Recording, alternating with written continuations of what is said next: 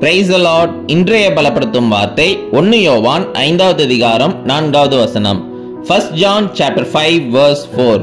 நம்முடைய விசுவாசமே உலகத்தை ஜெயிக்கிற ஜெயம். Our faith is the victory that overcomes the world. ஹல்லேலூயா. இன்றைக்கு நம்முடைய வாழ்க்கையில ஒரு வெற்றியை நம்ம பெற்றுக்கொள்ள வேண்டும், நல்ல ஒரு ஜெயமுள்ள ஒரு வாழ்க்கை வேண்டும் அப்படின்னா நம்ம இயேசு கிறிஸ்துவை விசுவாசிக்க வேண்டும். ஒவ்வொரு காரியத்தையும் இயேசப்பா நமக்காக செய்து தருவாங்க. நம்ம வாழ்க்கையில ஒரு முன்னேற்றத்தை கொடுப்பாங்க. எல்லா பிரச்சனைகளையும் தீர்த்து வைப்பாங்க. இயேசப்பா எனக்குள்ள இருக்கிறார், இயேசப்பா எனக்காக அதை செய்து தருவார் என்று விசுவாசத்தோட நம்ம கேட்டு விசுவாசத்தோட நம்ம ஜெபிக்கின்ற பொழுது நம்மளுடைய வாழ்க்கையில எல்லா காரியத்திலையும் நம்மளால ஜெயிக்க முடியும். ஹல்லேலூயா. அப்ப இந்த நாள்ல உங்களுக்குள்ள ஒரு முடிவெடுங்க, ஒரு தீர்மானம் எடுங்க.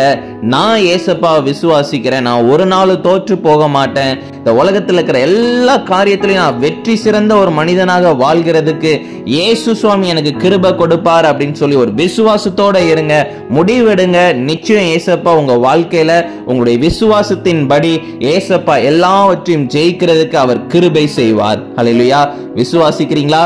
நம்ம எல்லாரும் இணைந்து நம்ம ஜெபிக்கலாம். எங்களை நேசிக்கிற நல்ல தகப்பனே, இயேசுவே நாங்க உங்களை விசுவாசிக்கிறோமாப்பா. நீங்க எங்களுக்காக செய்து தருவீங்க, நீங்க எங்க வாழ்க்கையில இருக்கிற எல்லா பிரச்சனைகளை எடுத்து போடுவீங்க, பலவீனங்களை நீக்கி போடுவீங்க. ஆண்டவரே இயேசப்பா எங்களை ஒரு நல்ல நிலைமைக்கு கொண்டு வருவீங்கன்னு சொல்லி நாங்க உங்களை விசுவாசிக்கிறோம். இயேசப்பா பிள்ளைங்களை நீங்க வழி நடத்துங்க, நீங்க ஆசீர்வதிங்க, நீங்க மகிமைப்படுங்க. இயேசுவின் மூலம் ஜெபிக்கிறோம் எங்கள் ஜீவனுள்ள நல்ல பிதாவே. ஆமேன், ஆமேன், ஆமேன். உங்களுடைய விசுவாசத்தை ஏசப்பா பார்க்கறாங்க. நிச்சயம் ஏசப்பா உங்களுக்கு கிருபை செய்வார், உங்களை உயர்த்தி வைப்பார். God bless you. Have a joyful day.